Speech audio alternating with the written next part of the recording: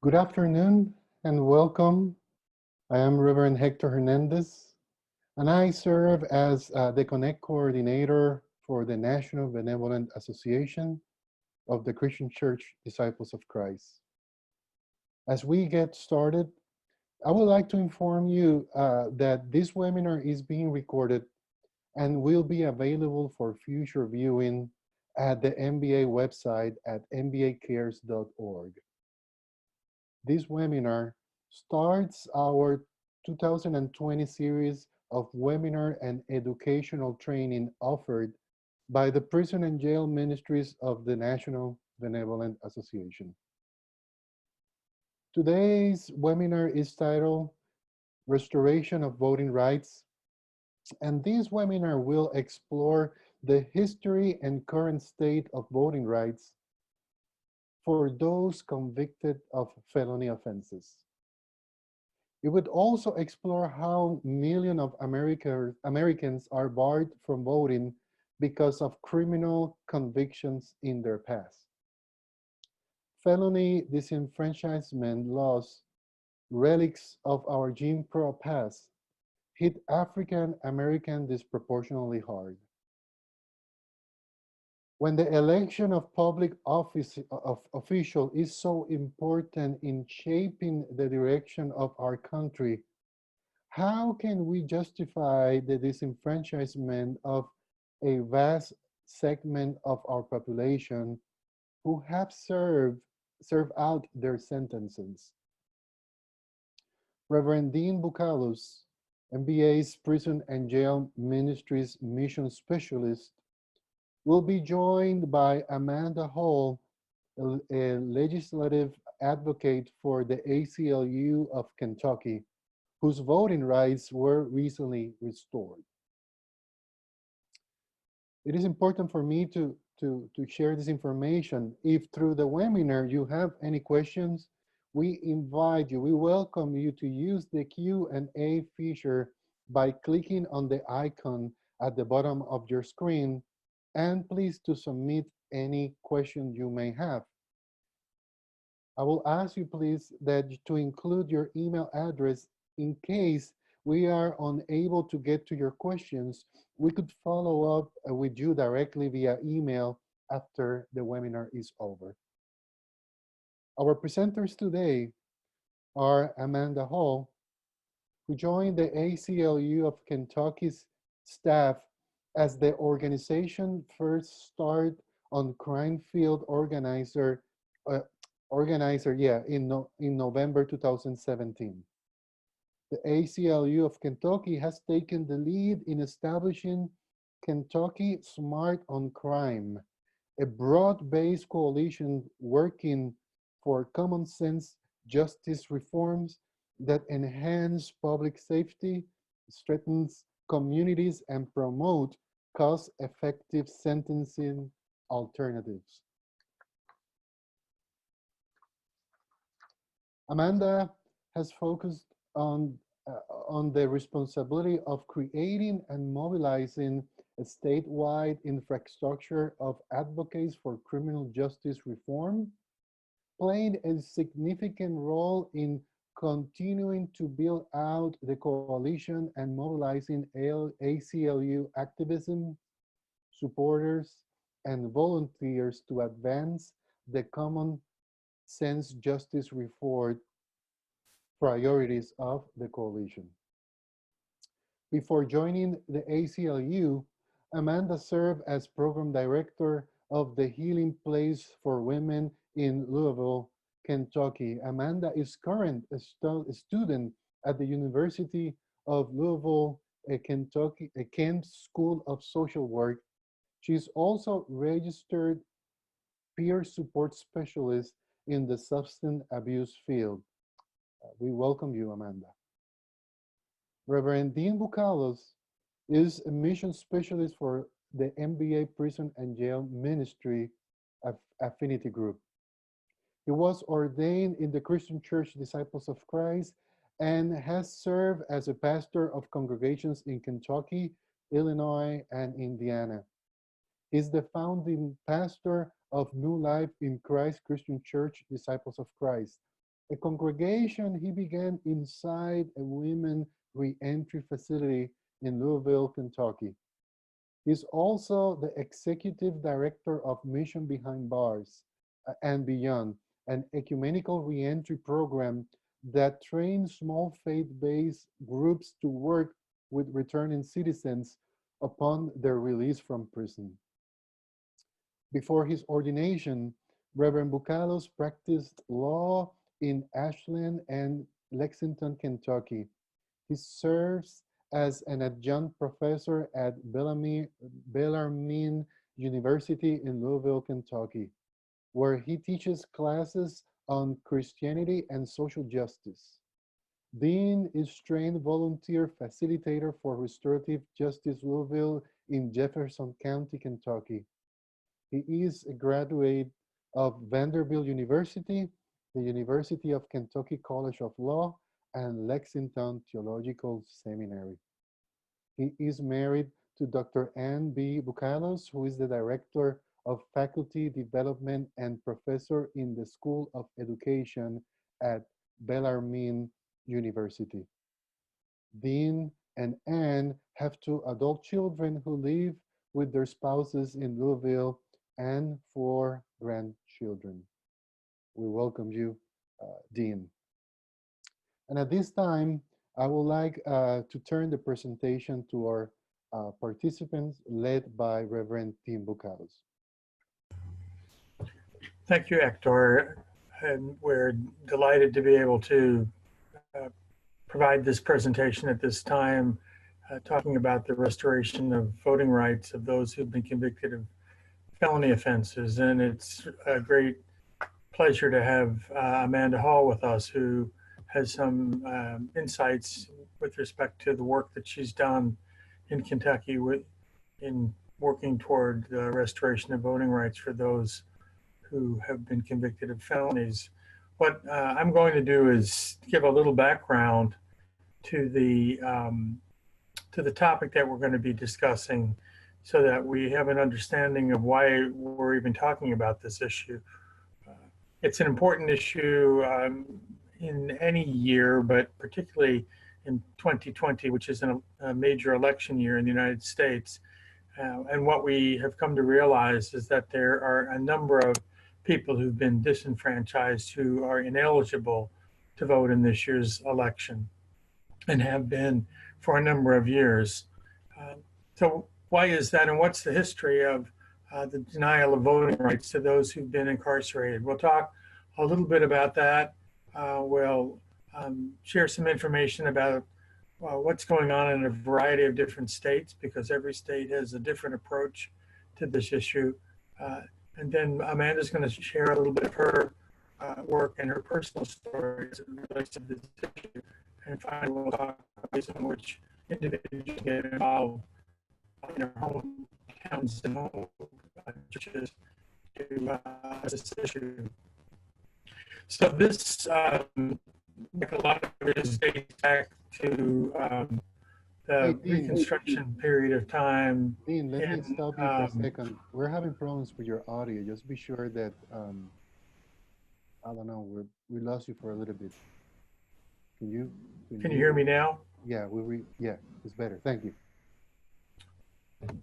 So I'm not going to repeat what I said, but I'll reiterate a little bit about what we're going to be talking about, some of the history of this issue, some of the ways that it's affected state by state, and then ultimately ways in which we can get involved in addressing it in our local communities. So how did this all begin? It started right after the Civil War. During Reconstruction period, there was a great concern, particularly in southern states, about the empowerment of those who had been released from slavery, and their ability to have an impact and effect on policies in the communities in which they were living. And so what we discovered initially were the the beginnings of what we now call the Jim Crow laws, um, or the Black Codes, which were um, laws that were put into place that directly affected individuals who'd been released from slavery to to criminalize some of the behavior that they were engaged in, which was generally legitimate behavior, but had been criminalized in these communities. And so they would ultimately be arrested and put into prisons and jails uh, where they were utilized as um, free labor for companies and the economy in those areas, replacing the slave labor that had been in place in the past. And then when they were released from places of incarceration, their voting rights were limited, and so they were basically disenfranchised, even though they had civil rights in every other area. Um, this area of civil rights was dramatically reduced um, and restricted. And so this is carried on for generations, and it continues in many of our states and jurisdictions now, where voting rights are limited to people who've been convicted of felony offenses. And this affects a disproportionate number of people of color, because there are a disproportionate number of people of color who are incarcerated in our country. And so the disenfranchisement impacts um, that community at a much greater rate than it does in any other um, ethnic group in our country.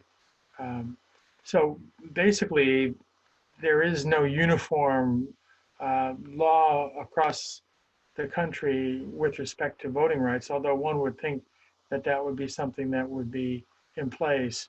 Each jurisdiction is given the authority to create their own legislation with respect to people who uh, vote and people who can't vote.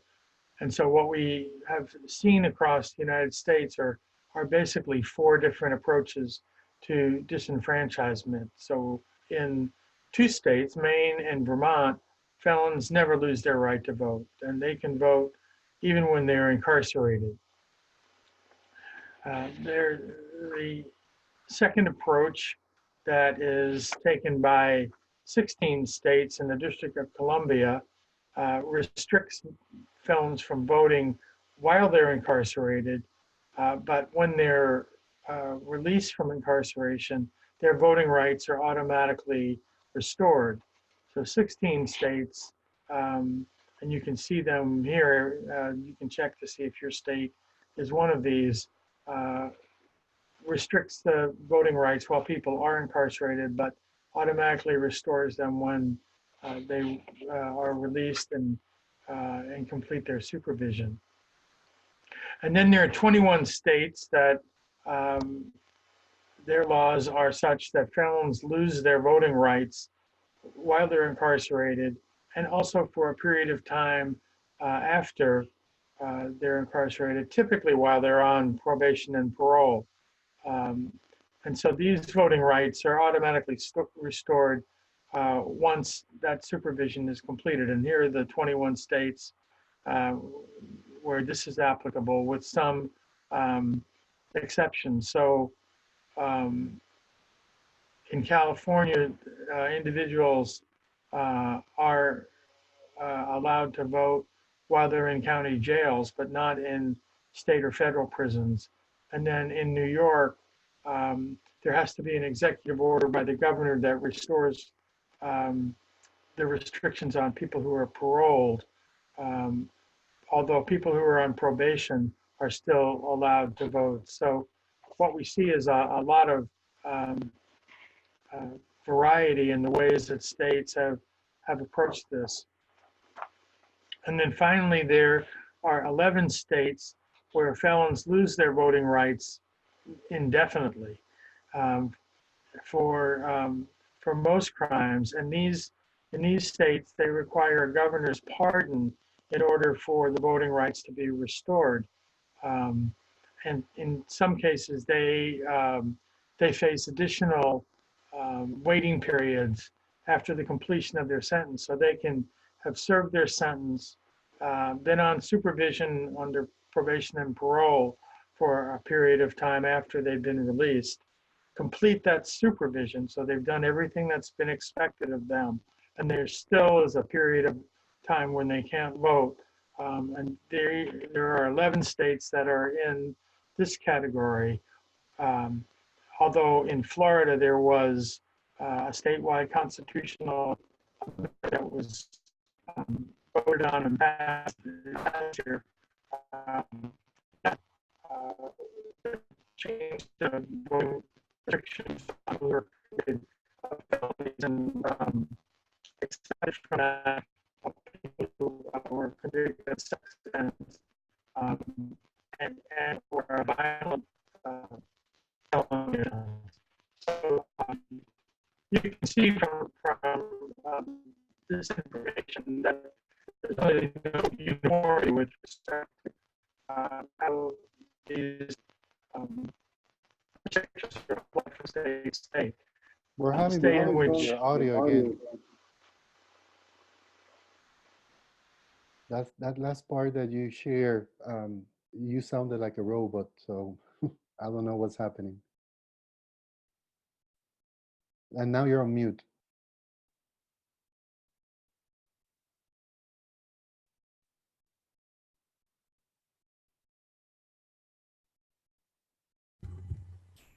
Okay, let's try Is that again. better? Yeah.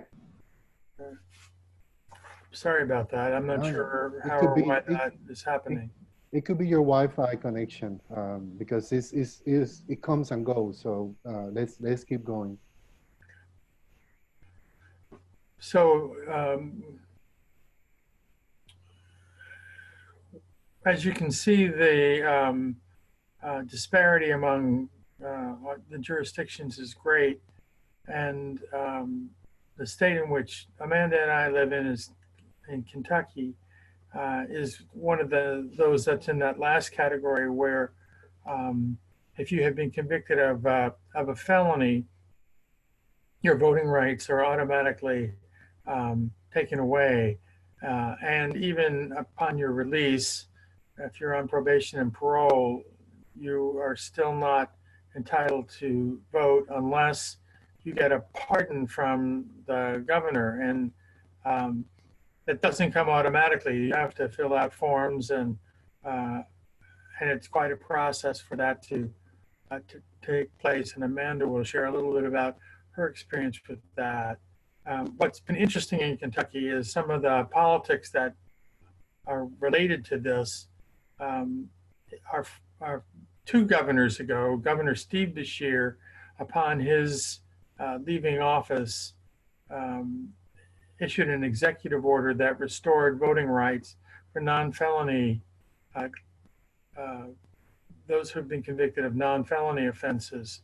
And then when he left, so that was a great restoration of civil rights, and celebrations took place with respect to people who had their voting rights restored. And when the new governor was inaugurated and came into office, he reversed that executive order, and consequently those who had their voting rights restored for a very short period of time were back disenfranchised.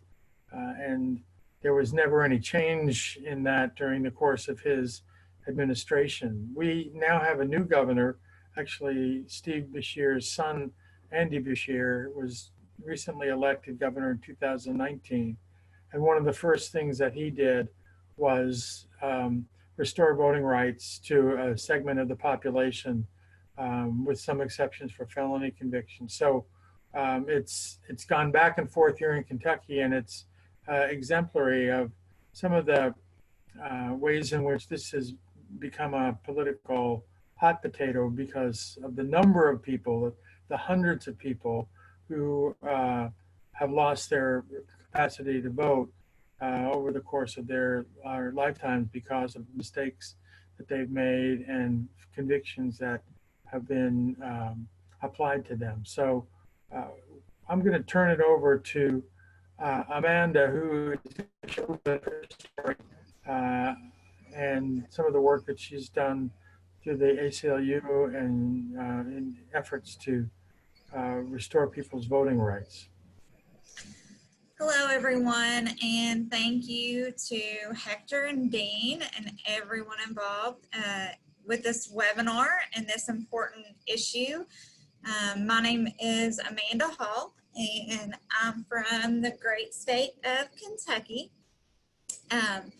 So some facts about Kentucky is that prior to our governor's executive order, and I will mention that in just a few minutes, there's over 300,000 Kentuckians that were unable to vote.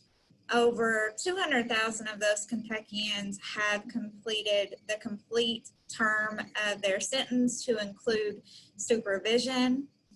Also in Kentucky, 1 out of every 4 African Americans were unable to vote. So unfortunately, this is some harsh statistics for our state, and I'm one of the Kentuckians that has been directly impacted by this issue. So I'm from Eastern Kentucky, from Appalachia here, and in my mid-20s, I ended up with felony convictions and went to the state of Kentucky's only maximum security prison for women. I had suffered as a teenager with mental health issues and went on to develop a substance use disorder and began, with activities that were outside of the norm to support that disorder. So while in prison, I thought that this is it, that this is my punishment. I was hours away from my family, from everything that I knew and everyone that I loved. And so I thought, when I get out, this punishment will be behind me. So unfortunately, when I got out, I found out that there were so many other barriers that were in place. There were barriers to employment, barriers to housing, and the particular barrier of losing the right to vote was so painful.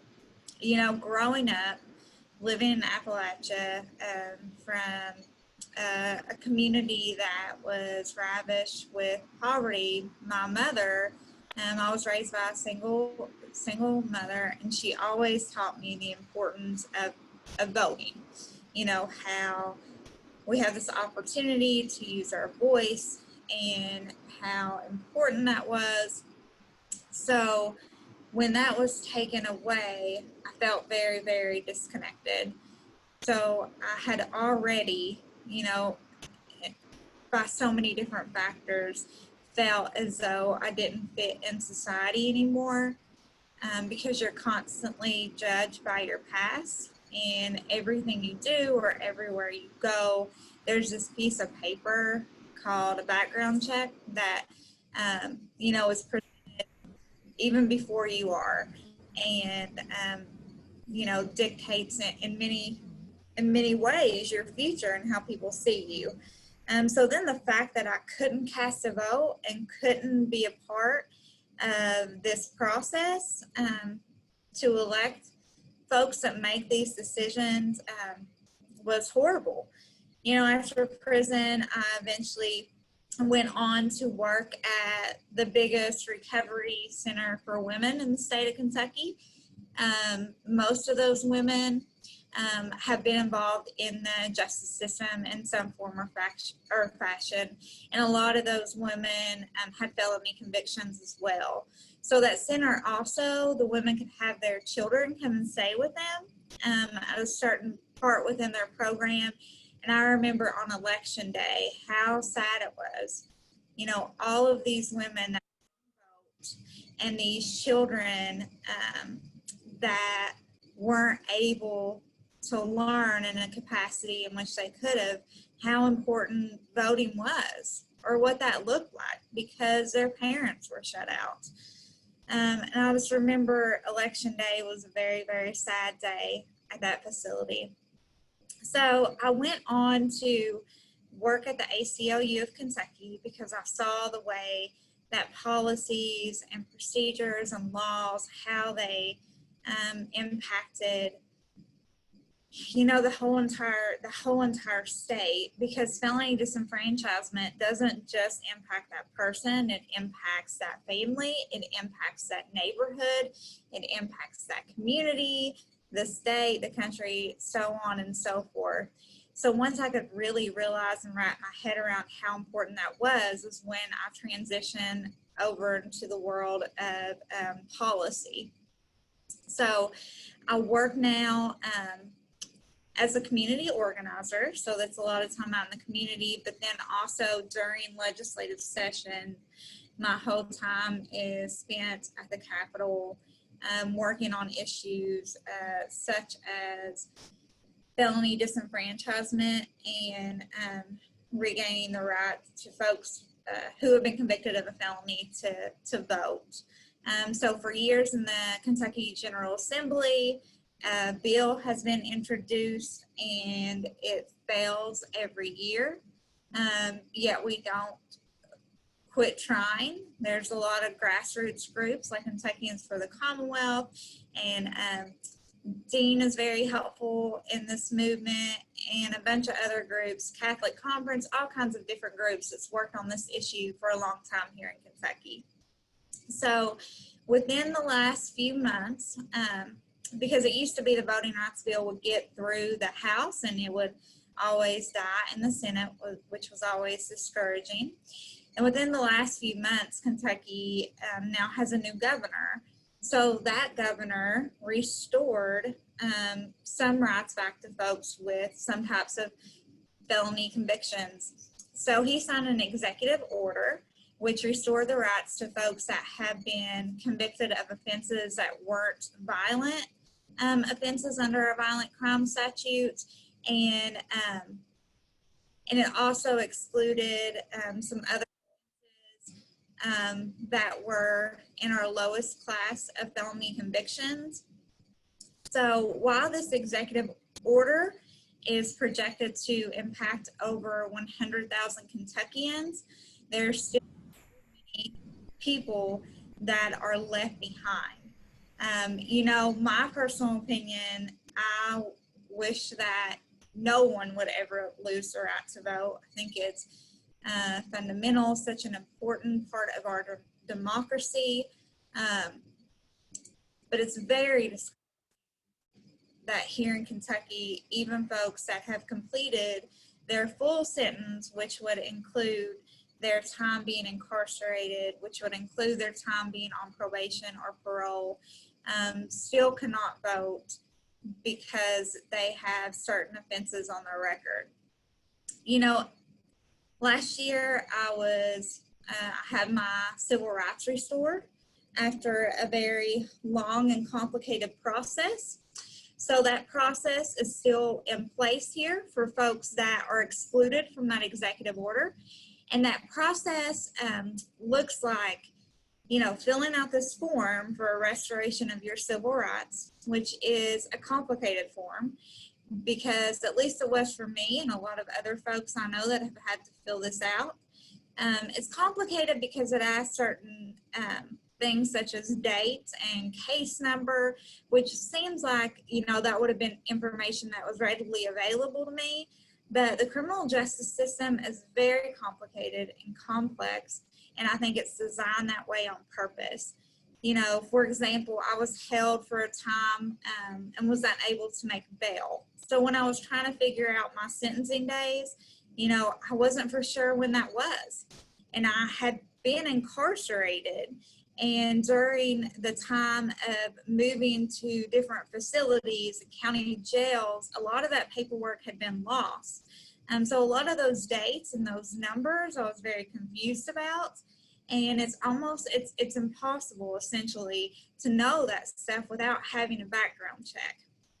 So while these forms are free, to me, there is very much a cost, because if you want to get those correct, you would need to pay for that background check. So luckily, and through the criminal justice system, I see in so many ways where I had privileges that so many other folks don't have.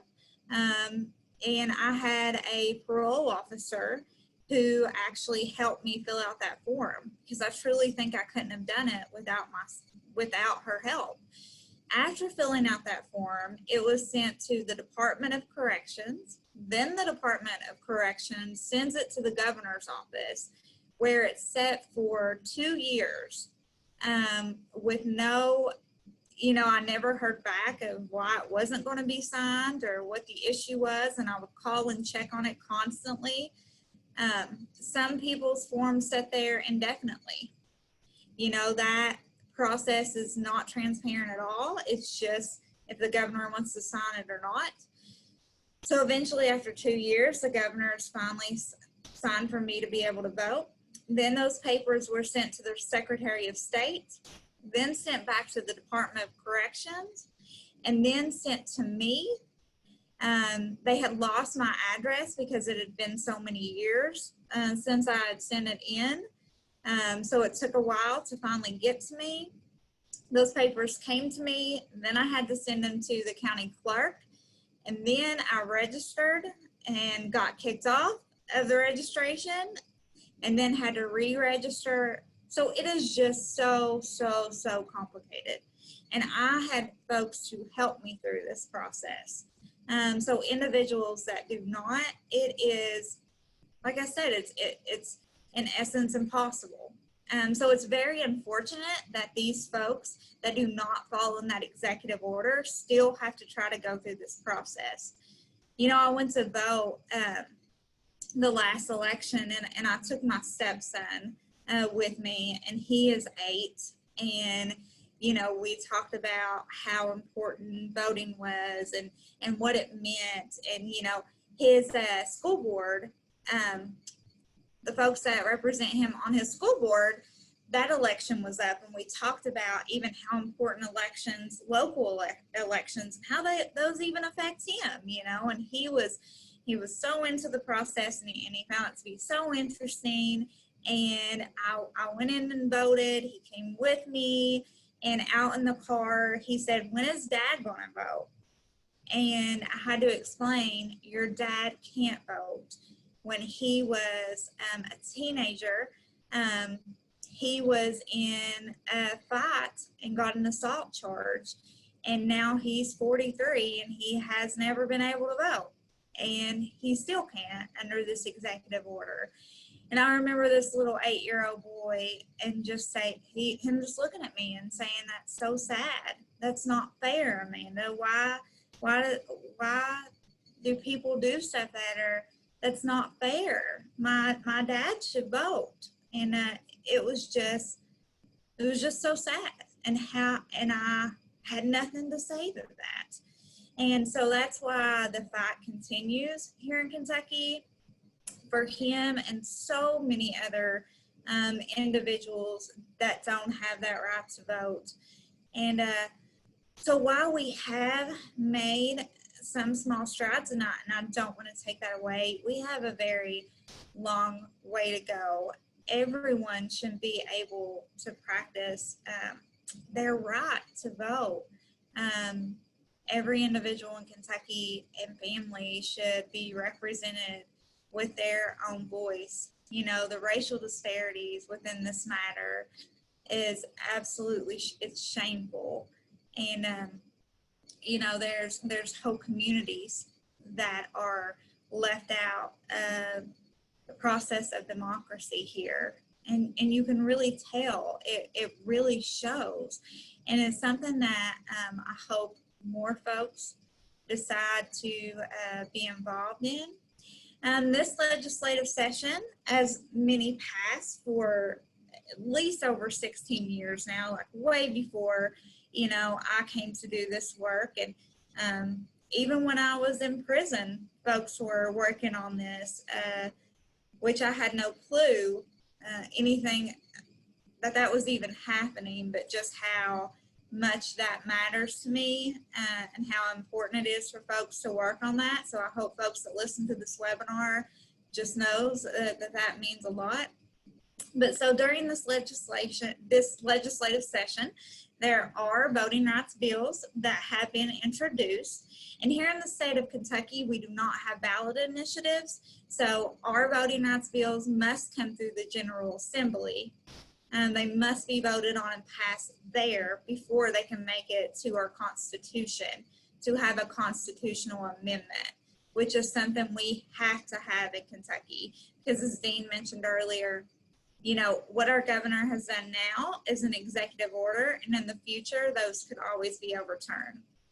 So those bills that are in the General Assembly, you know, there's bills that have no exclusions, that after you've completed your sentence, that everyone gets to vote.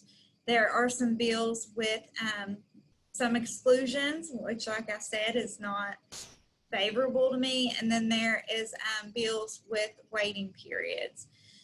So it's really right now putting energy and focus on trying to pass the most expansive voting rights bill that we can in the state of Kentucky. More so than ever, this is becoming a you know, very nonpartisan issue. I think that the more education that's done around it and the more folks speak out and advocate for it, the more that there is consensus that's being had around folks of any and all political persuasions. So the bills that I mentioned earlier, you know, there's Democrats and Republicans that are sponsoring them, and sometimes folks of both parties will co-sponsor bills. So we just keep fighting the good fight here in Kentucky. It can be hard and sometimes discouraging, but it's webinars such as this one and working with folks like Dean and Hector and that give you hope that if we continue to talk about this and fight for this issue, that we can build a better Kentucky and a better nation altogether. So I'm very glad that I have been asked to be on this webinar, and I look forward to questions and comments, and I'm open to all the above. So thank you all. I'm going to hand it back to Dean. Thank you, Amanda. I hope you can hear me now. I appreciate your willingness to participate and share your story. I have a couple of questions, follow-up questions for you. There have been studies that indicate that individuals who have been justice involved and have served their sentences and are back in the community, who have had their voting rights restored, have a lower rate of recidivism, going back into prison for either committing another crime or technical violations of their supervision.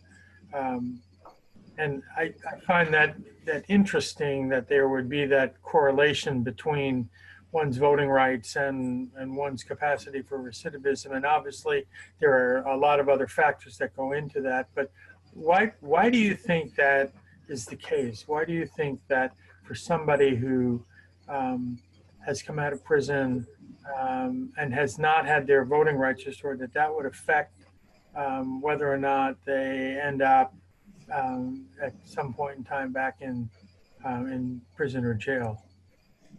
Yeah, sure. That's a good question. And my opinion, which this is not a scholarly opinion, this is my opinion with, as I stated earlier, being formerly incarcerated, working with formerly incarcerated people for years and years. I see how important that feeling of community and support.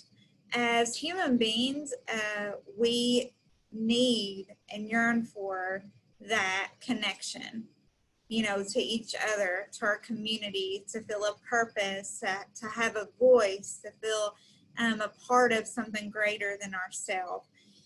And as I mentioned earlier, on those election days when I couldn't vote, and that feeling of powerlessness, and that feeling of being not a part of and excluded, it's almost, as if you're exiled. Back in the day, they used to call it civil death when someone would commit a crime, and they would take their social standing, take their rights away, even their land, even on and to death, and that's what it is. It feels like everything has been taken away, and that hopelessness can evade, and that feeling of isolation and loneliness. And I think that's huge. Being able to vote makes you feel a part of something, and it makes you feel empowered. And, going through the justice system from the very beginning, I was told from my attorney, which at the time may have been very good advice, but I was told to be quiet, don't speak, on through the system in prison, shut up. I was a number. I was 242955. I wasn't a person. Even on probation and parole, you will do what I say. You will be here. You will be quiet. Here's your orders. Here's a piece of paper that tells you how to live your life. And that can really weigh on a person. That can, just for me, we are all unique, and we are all endowed with these beautiful gifts, and those things start to be stripped away.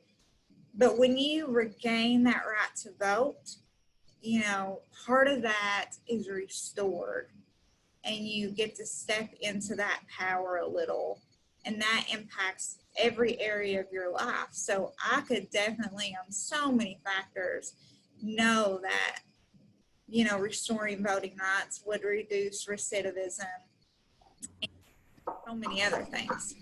Thank you. I've got another question for you.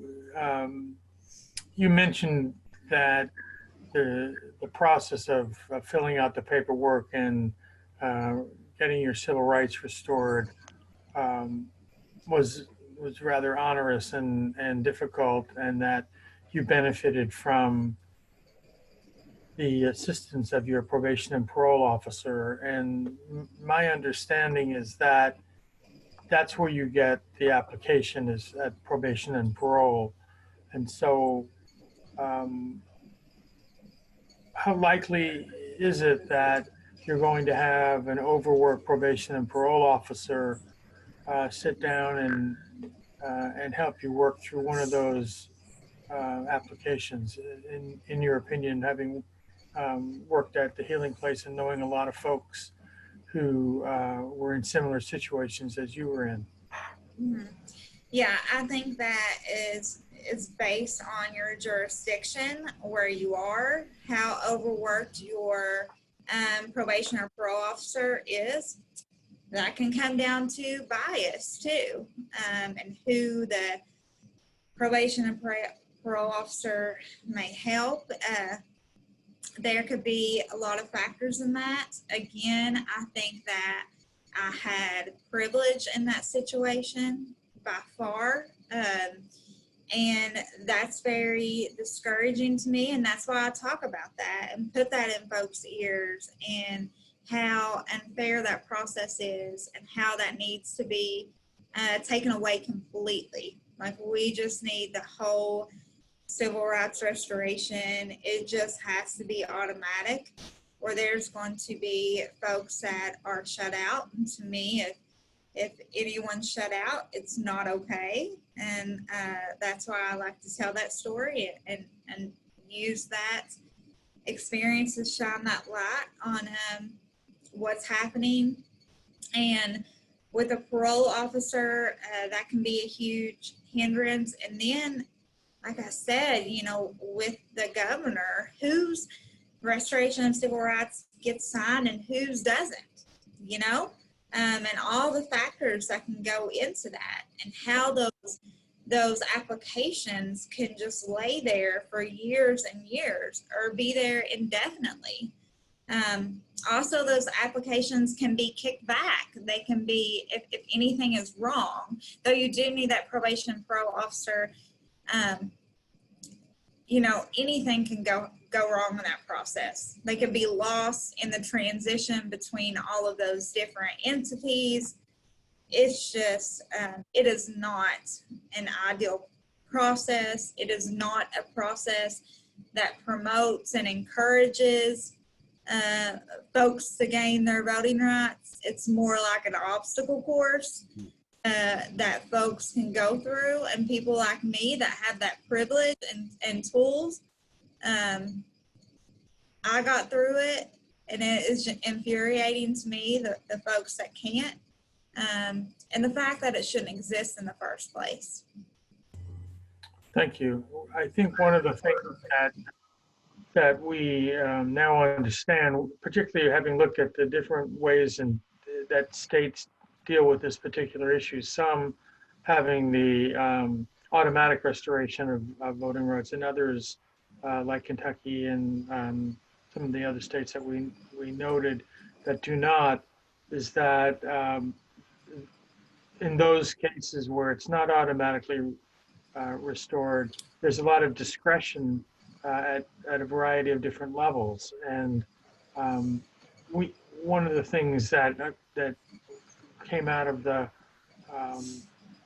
early years of Reconstruction was the danger of that discretion, that if people wanted to discriminate against an individual or a certain group of individuals, being the gatekeeper of the restoration of one's voting rights was significant and could have an impact on whole communities. When we give discretion to people, whether it's outward or implied, racism seems to rear its head, and we see that with the number of individuals from the African American community who have not had their voting rights restored, and the number of individuals who can't vote in the context of the wider community. And so I think one of the things that you promote, and I would certainly affirm,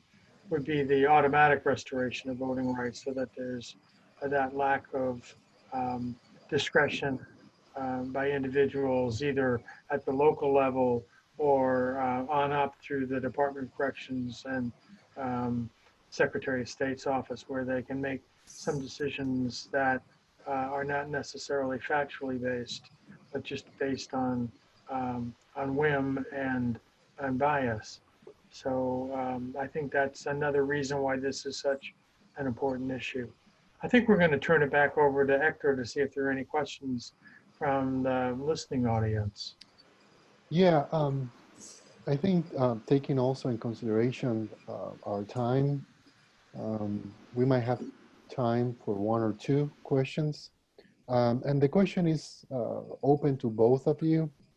The first question is, taking in consideration that both of you live in Kentucky, have any of you noticed that election outcomes have been affected by restricting the voting rights of those convicted of felony offenses? Dean, do you want to answer that one? Well, I think we both probably have some opinions about that. I think certainly the restriction of voting rights, particularly for particular communities, has in fact affected election outcomes. The caution is that a certain group of people would all vote the same way. We know that that's not the case.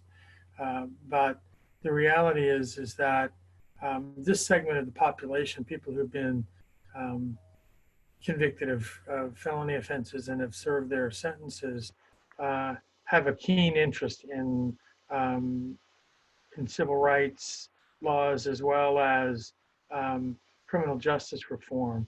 So when you extract that population from the voting constituency, I'm sure that it does affect not only elections, but the outcome of legislation in state capitals. I'll let Amanda give her opinion with respect to that. No, I echo everything that Dean said, and I just want to go back to, Kentucky is the way that Black Kentuckians are disenfranchised at these enormously high rates. I mean, 1 in 4 Black Kentuckians can't vote.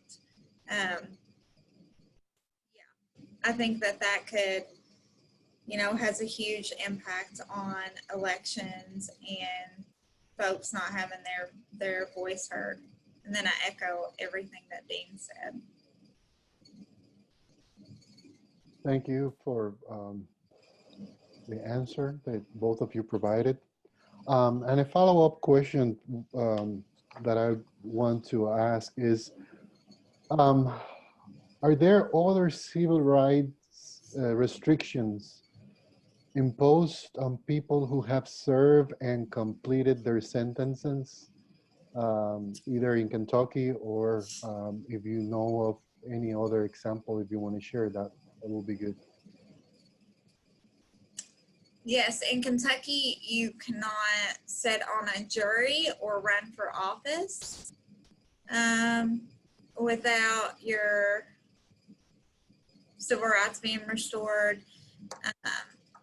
You can't vote. Of course, all of the, just the baggage that comes along with having that felony conviction, and you face housing discrimination, you face employment issues, you can't go on a field trip at your child's school. Sometimes you can't get life insurance.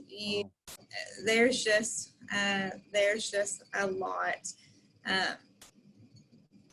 Yeah, it's one of those anomalies in the justice system where we impose a sentence on someone for the crime that they've committed. We remove them from our communities. We place them in places of incarceration, which are, as Amanda mentioned, rather depersonalizing. And then we expect them to come back into the community and be fully functioning. In a lot of ways, it doesn't make sense. And then once people have actually completed everything that they've been asked for, we say, well, yes, but you still aren't a whole person. So you, as Amanda mentioned, there's things that we're not going to let you do, even though you've completed everything we've asked you to do. There are certain occupations that people can't get a license for because they've committed a felony. Those legal restrictions are compounded by the other things that Amanda had mentioned that stigmatize people who have a felony conviction. And so we've loaded this up, and another area is the restriction of your voting rights. So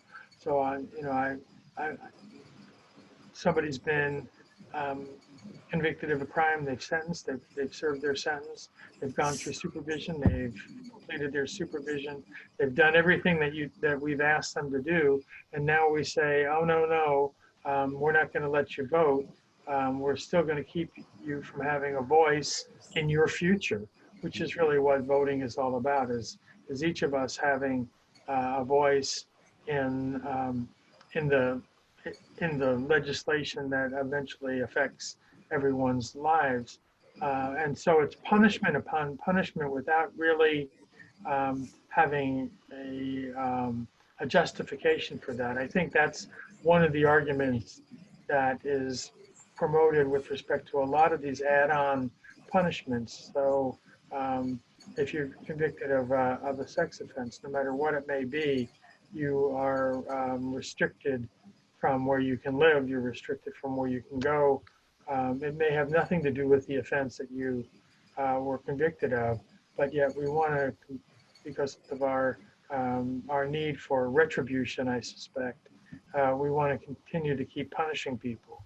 And the restoration for voting rights is, I think, falls into that category of these add-on punishments, even though somebody has completed the requirements that we impose on them. I just think of my children and grandchildren, and when you punish them, their understanding is that once they've completed that punishment, they're done. And I think we've all lived that way. Don't add anything on to that. That just seems so unfair. And in fact, it is unfair. We're getting close to the end of our webinar, and I'm wondering if there is a final word that any of you would like to share before we conclude today's webinar. Any final word? Well, I'm going to leave this up to Amanda to close, because not only do I have a lot of respect for her, but she's a living example of how these laws and restrictions affect somebody's personal life. She's passionate about that, and I appreciate that and celebrate that, and I'm grateful for her passion with respect to these issues. So I think a final word from Amanda would be most appropriate. Thank you, Dean. My final word would just be a word of encouragement to encourage the folks that are seeing this webinar to get involved. And that may seem like a big task, or how do you get started? And Dean, who's here in Kentucky, is a great example of how to do that. Is to make relationships with folks that are working on this issue. If it's something that you're passionate about, or maybe you're not passionate about right now, but I encourage you to get that way and see how it impacts us as a whole. Really look for, all organizations that are working on this, but try to look for organizations that are ran by or staffed by folks that are formerly incarcerated. I'm only one person and operate. We have a whole group of formerly incarcerated folks here in Kentucky that advocate for this and work on this issue and know when it's good policy or bad policy, and are able to tell their stories of how it impacts them. Please get to know those organizations. We're out there in every state in one way or another. And then lend your support. Use your voice. The faith community is so important and so respected.